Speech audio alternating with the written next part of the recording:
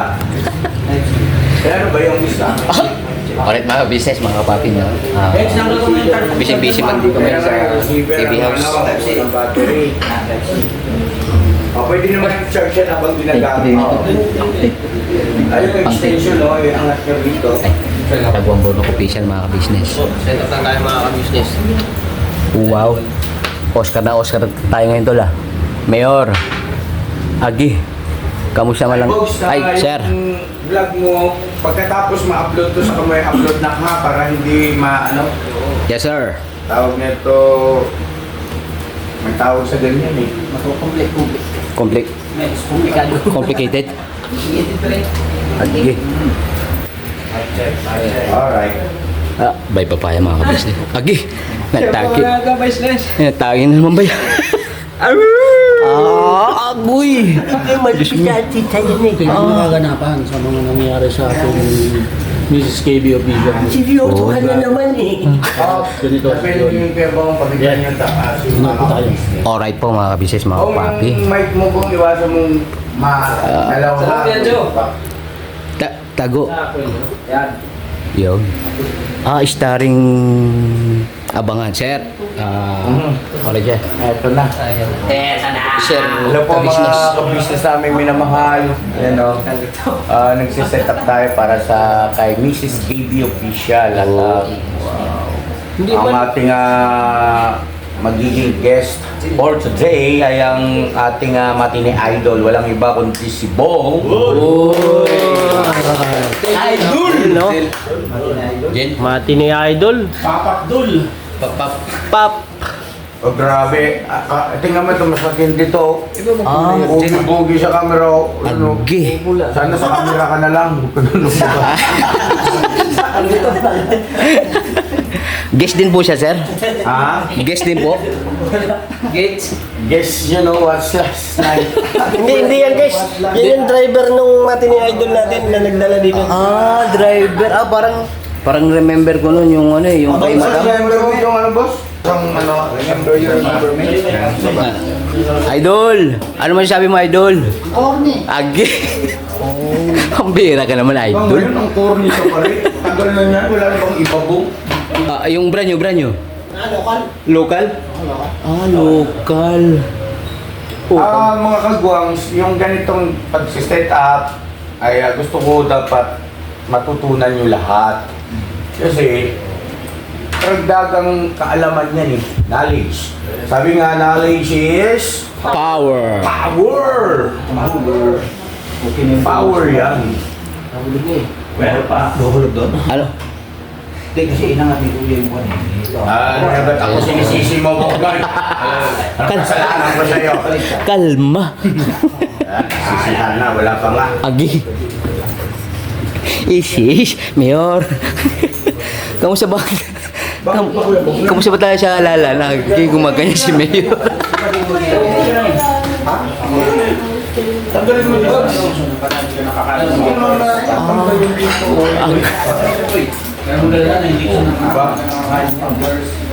Yun pala yung mga setup mga ka-business, mga papi, no?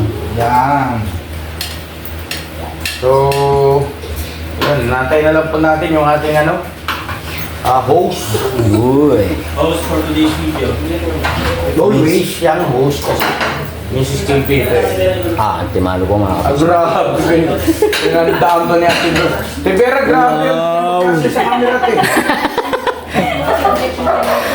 Malawak na zoom out man ko. Kaya gusto mo, te. Kasi mo. Sarap mani. Gusto mo mani? Mani. Quality man yan. Hindi ba ano yan? Yari ka man kay Boss Dave niyan. Boss Dave, alam ng ebidensya, oh. Kaya pala naubusin mo yung pagkain siya, no? Ano pangalan nun? Si Chow Chow. Chicho. Sino man, Mayor? Agi, nagkula friend. Yun ang mga ka-business namin minamahal. Ito lang talaga ito. Pagka, halimbawa, para kay Mrs. KB, maselan kasi at siyempre, mga sensitibong topic minsan yung tinatalakay. Ano ba? Kaya nagiging ano tayo, maingat lang, no? Ingat lang. Yes po mga kabisnes kasi Mrs. KB Mars official po yan. Alright. Alright. Ang ganda na ni ate ngayon ko, Shari. Right? Ano naman ang gupit ni ate ngayon? Ang bola ko pa sa vision. Agi. Wala man sa bukobularyo ko yung gosh. Baga naman. Good, bakit may umupurong impacto man? Agi, siya gawa man gosh. Okay lang. Okay. Sige nga, kunyari ikaw yung host, Mrs. KBN. 5, 4, 3, 2, 1, action. Yes mga ka-business, mapagpalang araw po sa ating lahat. At syempre po mga Mars, kamusta kayo dyan mga Mars? At meron tayong amati ni Idol na bisita mga Mars. Look at the Mars! Look at the Mars! Look at the Mars! Ang layo mo. Ang layo ng narating niya. Kamusta? Pogi. Ay! Bornok! Ikaw ang magiging co-host ni Mrs. Ka-Business at gusto ko yung karakter mo na yan, yung bading-bading. Bading-bading na makot pa. Panis na.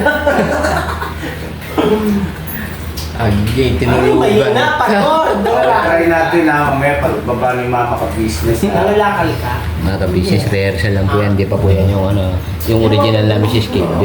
Oh. Ano ba mas mahal? Bakal o tanso? Ha? Kala ko ako. Agi, nag-transform din. Nakasip ka rito. Gitna ka ng... Yan. Alright. Yun o. Grabe o.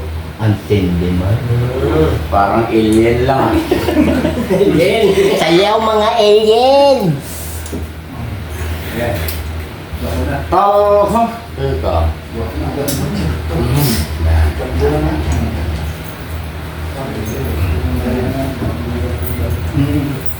May dumanganghel mga business. Mauubusan ko neck dito. Kaya na mga ka-business namin minamahal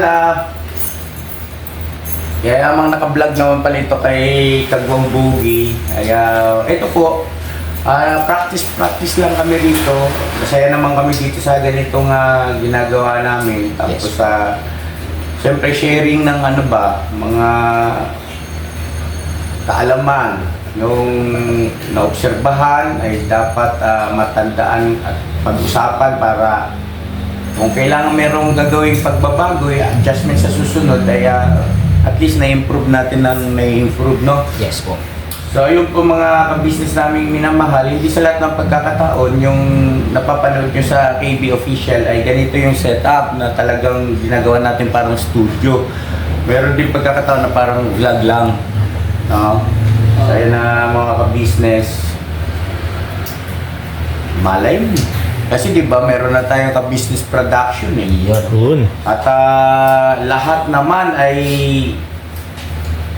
nasubukan na yung galing pagdating sa larangan ng aktingan.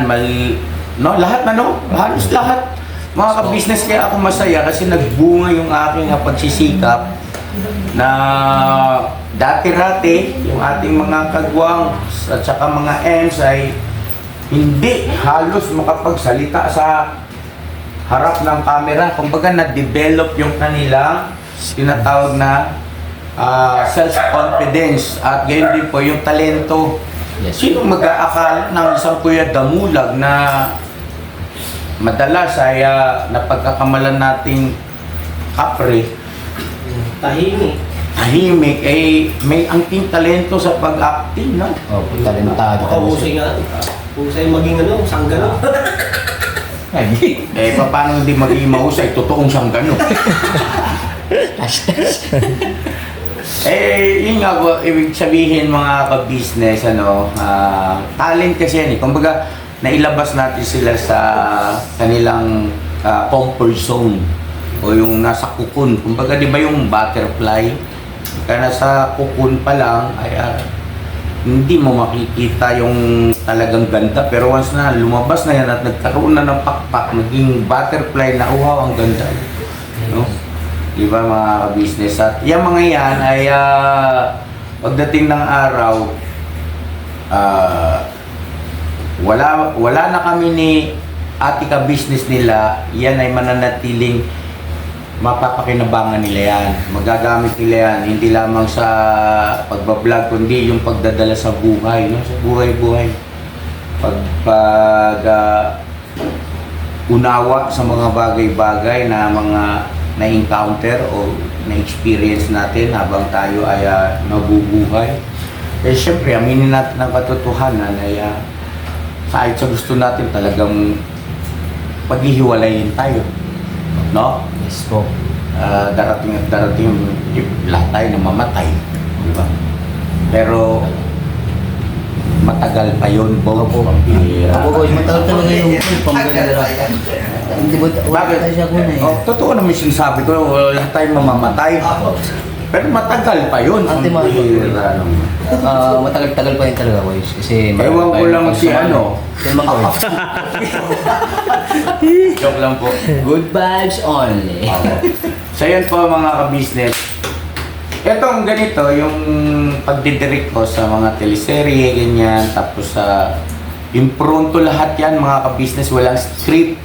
At lahat ng papanood ninyo at naririnig na mga dialogue, no, linyahan nila, ay yun po ay siyempre galing sa akin. Ano po? At sobrang nagpapasalamat ako kasi na-deliver nila ng maayos at puro single take. Yes po. Malupit. Bibihira tayo mag-take 2 eh, no? Yes sir. Maliban na lang kung kinakailangan mag-safety shot. Safety shot. For ano lang, for safety. Yan na po. Pero yung take 1, take 2, take 3, take 4 hanggang take 10 hanggang tigil na nga natin to. Hanggang umuwi na. Walang ganun mga ka-business. Po. Bebok na, sino magkakalo? Ating minigay. Grabe. One day. Oo. So ngayon po mga ka-business na aming minamahal, marami tayong mga ipinahayag na mga magagandang plano, no? At yung iba ay hindi natin na ipagpapatuloy sa ngayon. Pagpaumaningan nyo po mga ka-business, dala ng sitwasyon kasi. Opo. At merong higit na mas importante na dapat nating bigyan ng priority. Pero siyempre hindi natin nakakalimutan yan at nasa puso. Gusto ko to eh. Masaya ako rito sa ginagawa ko. At gusto ko makagawa ng isang film, kaya patuloy akong nagpa-practice. Gusto ko makagawa ng isang film na kung luluobin ng Panginoon ay tatatak sa alaala at isipan ng maraming mga tao, hindi lang sa Pilipinas kundi sa buong mundo. Kasi na-inspired po ako mga ka-business yung, alam niyo yung indie film na Slumdog Millionaire, yung mga gano'n, diba, no? Mga ka-business, ano, sobrang nakaka-inspired, simpleng movie, pero ang lalim ng istorya at marami kang marirealize, no? Yes. Kasi yung sitwasyon doon kung bakit nasagot niya yung mga tanong, kasi Who Wants to Be a Millionaire yun eh, ng India. Tapos yung mga tanong na talagang out of this world na imposibleng masagot ng kontesta, nasagot niya. Wow. Kaya napagkamalan siya na nandadaya. Kaya yung buong production ay during na hindi ko alam kung live yun o sinasagawa yung Who Wants to Be a Millionaire, ibig sabihin ay nagsushoot sila noon, ay hindi sila mapakali, inaano nila, baka merong daya, baka merong something na kung anong komunikasyon na ba't nga nasagot yun. Yun pala sa buhay ng tao kasi mga ka-business, i-share ko lang yung mga maliliit na detalye na nangyayari sa atin ay meron palang kaugnayan yun sa hinaharap. Ibig sabihin ay meron palang pakinabang yun sa hinaharap, sa darating na panahon na magagamit mo yun. Halimbawa, katulad ng movie na yun. At sa realidad, nangyayari yun eh.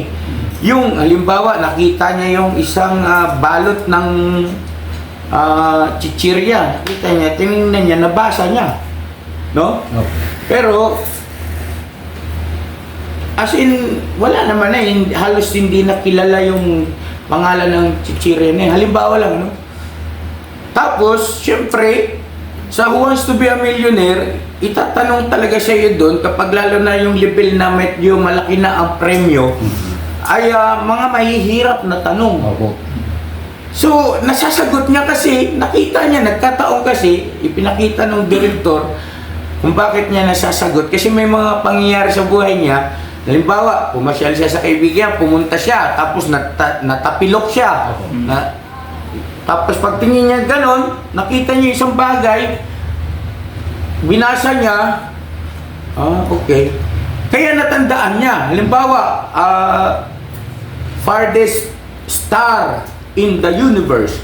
Nakita niya yung isang, halimbawa, isang booklet, ganun, farthest star in the universe. Tapos andun yung sagot.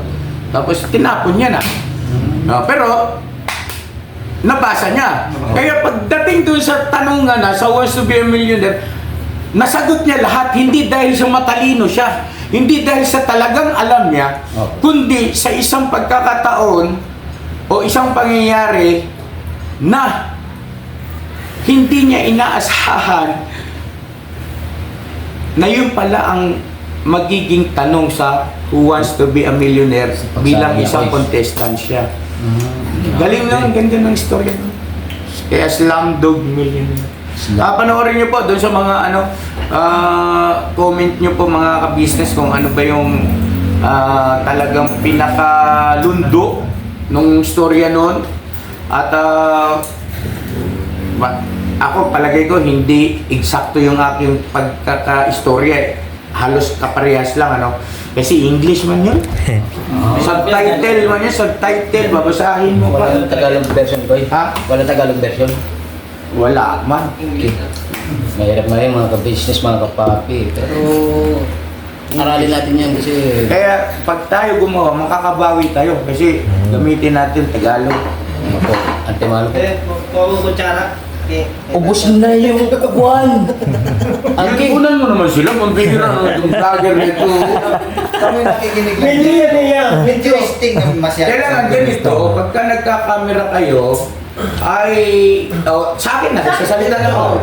Yan. Pagka nagka-camera kayo, dapat, kung ano man ang nangyayari sa buong paligid, dapat yun na ipapakita nyo sa viewer. Halimbawa, biglang nangulangot si Pedro Mulag. Nakita mo gano'n? Uli. mo. Di ba? Kasi yung mga ganong pangyayari na nangyari, ay bahagi yun ng istorya mo. Halimbawa, tumawa si Bornok. Ako nagsasalita ganito. Yan, di ba? Pakita mo rin reaction nila. Pero nakikinig sila, pakita mo ano rin yung itsura nila. Yan. Dandahan lang sa camera. Para hindi sila mahilo. Tapos pakita mo rin yung sarili mo. Medyo medyo kagugupit lang mga ka-business, mga kapapi. Yes po. Tapos halimbawa, pag sinabi na, hala, ang laki ng ulo. Ay, ulo? Ang laki ng ulo ni, halimbawa, may binanggit ako ni Bornok, O pag ipakita mo si Bornok. Ayan.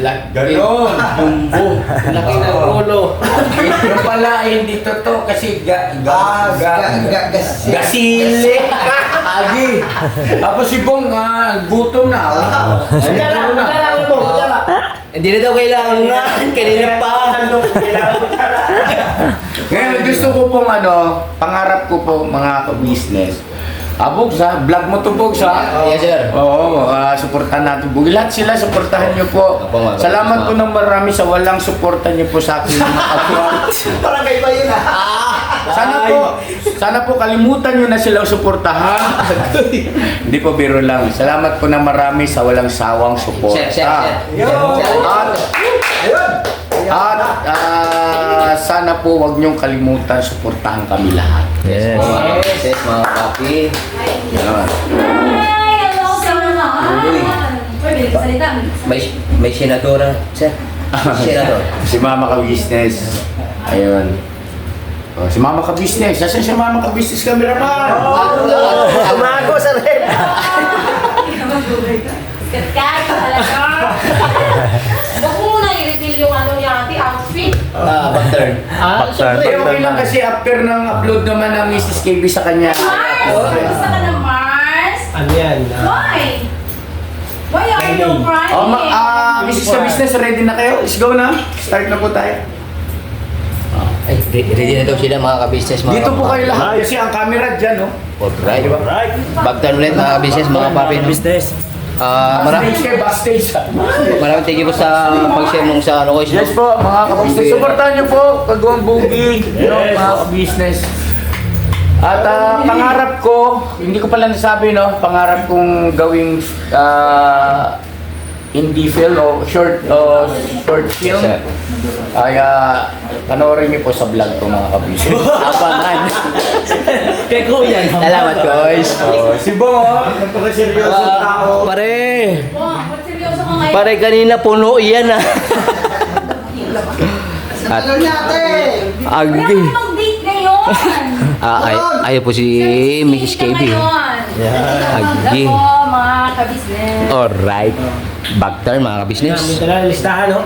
Okay, po tayo. Tapos pakisara po doon. So, yun nga mga ka-business, mga kapapi, no? Home base na po. Alright. At ingat-ingat din sa mga may pasok ngayon, no? Pang night shift sa call center pa. Ayun. At yun nga mga ka-business, no? Sa mga hindi pa po nakapanood ng live, no? Pwede naman pong i-throwback yun. Alright. Ayun nga, yung live kay patungkol kay ano, may Kuya Damulag. Tsaka dun sa nangyari po, no? Sa kanilang bahay. Grabe.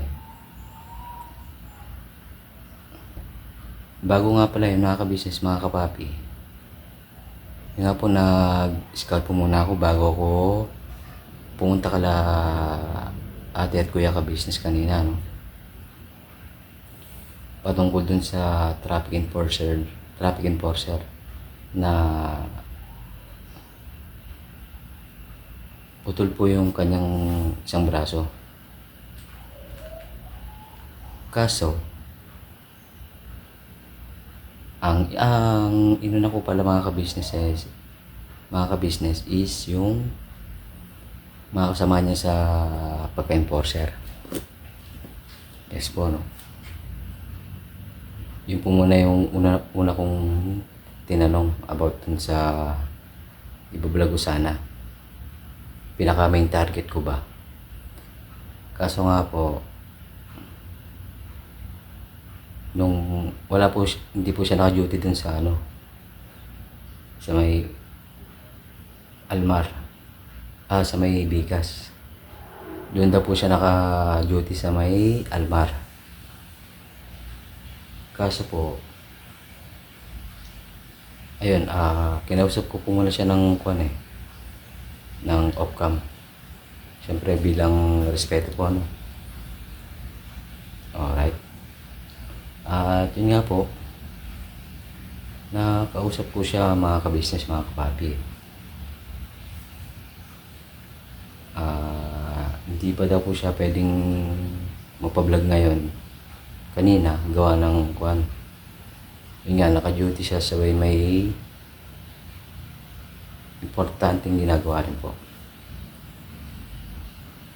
Kaya, yun. Balikan na lang po natin siya mga ka-business, mga kapapi. Kasi, napukaw yung damdamin ko sa kanya mga ka-business eh. Gawa ng yun nga, no? Isa siyang traffic enforcer, sabay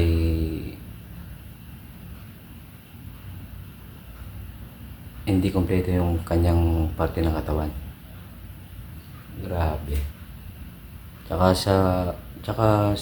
yun nga, base sa mga enforcer na kasama niya, napakasipag daw mga ka-business, mga kapapi. kahit na umuulan nandun pa rin siya sa gitna ng kalsada para yun nga mag-traffic. Pambira. Kaya yun nga, sana magkaroon po tayo ng pagkakataon na may vlog siya, no? Mga ka-business, mga kapapi. Grabe.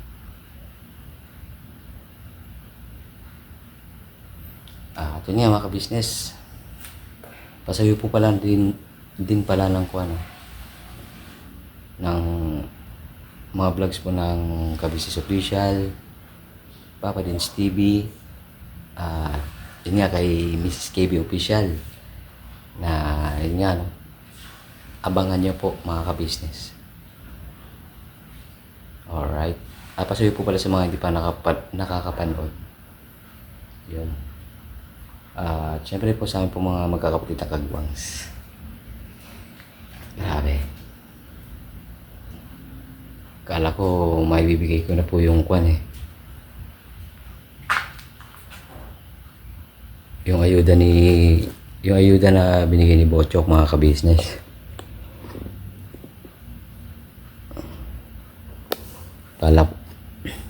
Kala ko po may benamano na pero tiyagayin lang natin yung mga ka-business, mga kapapi. Antimano, may mabibira, may mababanatan tayo. Siyempre po at tulong din ng ating Panginoon Diyos, no? Alright. Yun nga. Chok, sesya na. Wala pa tayong nabibira-banat Basta kalma ka lang dyan, Chok. At ikay mag-iingat lagi, sa iyong pag-mission din. Pag-mission dyan sa center. Alright. Yun nga mga ka-business, mga kapapi. Ingat po pala Papa din sa kanilang pag-mission, no? Mag-iingat ka, Paps. At ang iyong buong team. Yun nga mga business, mga kapapi. Maraming thank you sa pagsama sa vlog na ito, no? Siyempre po maraming salamat sa walang sawang suportang binibigay nyo sa Ka-Business Official, Papa Dins TV, Ka-Business Family, at siyempre po kay Mrs. KB Mars Official, yun. Siyempre po sa amin din po mga magkakapatid na kagwangs, yun. At ganoon din po kay Vera and Lito Official, at ganoon din po sa mga magigiting na reactors ng buong Ka-Business Family, no? Pasuyo din po mga ka-business, mga kapapi. Alright, para hayahay pa. So, yun nga po. See you next vlog mga ka-business, mga kapapi, no? Never say goodbye. Tomorrow is another day. Binabanat lang po sa atin mga ka-business, mga kapapi. God bless po sa ating lahat. Ingat. Oh yeah.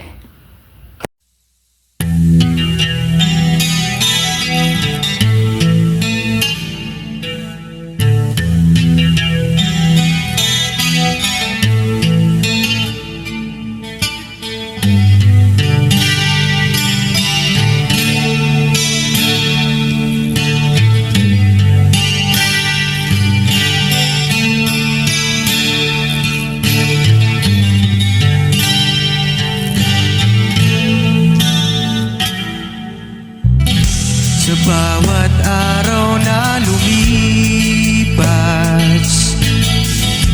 ka-business ay nagagalak. Maraming taong natutulungan, pagpalain ng may kapal. Sa bawat araw nagdaan,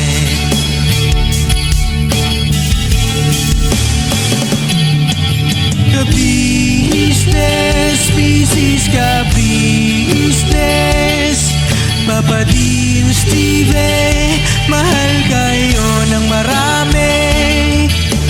Ang tuwa nila'y walang mapagsidlay.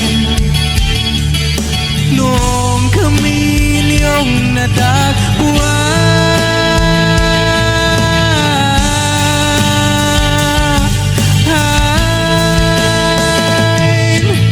ang mga tao sa buong mundo, maging ang mga OFW, sinubaybayan mga pagtulong nyo, panalangin nila, sana'y hindi kayo magbabago.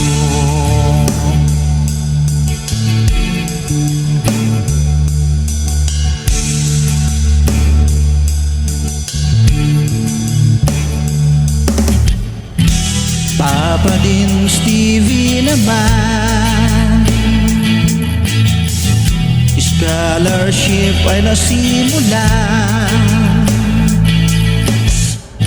sa mga nais mag-aral. Pag-aaral ay pahalagahan upang kayo'y magtagumpay.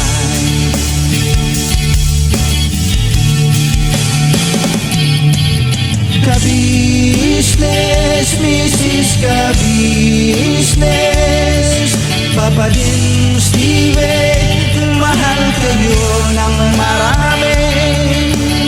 Ang tuwa nila'y walang mapagsiglay. Noong kami ninyong natagpuan,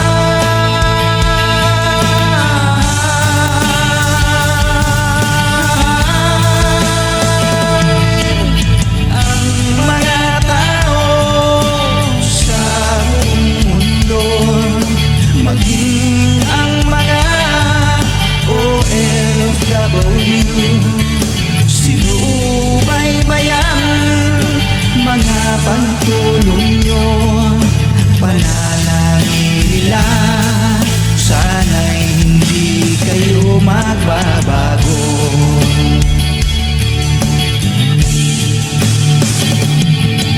Sponsors at subscribers naming minamahal, walang sawa kami sa inyo'y magpasalamat. Mula pa noon at hanggang ngayon, walang sawa kayo ay tumulong.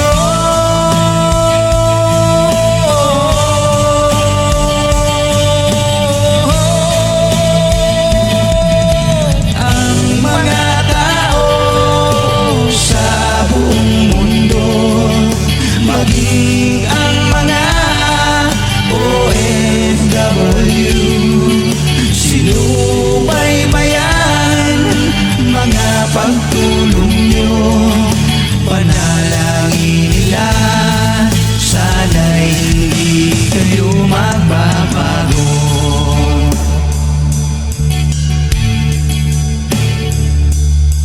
Panalangin nila, sana'y hindi kayo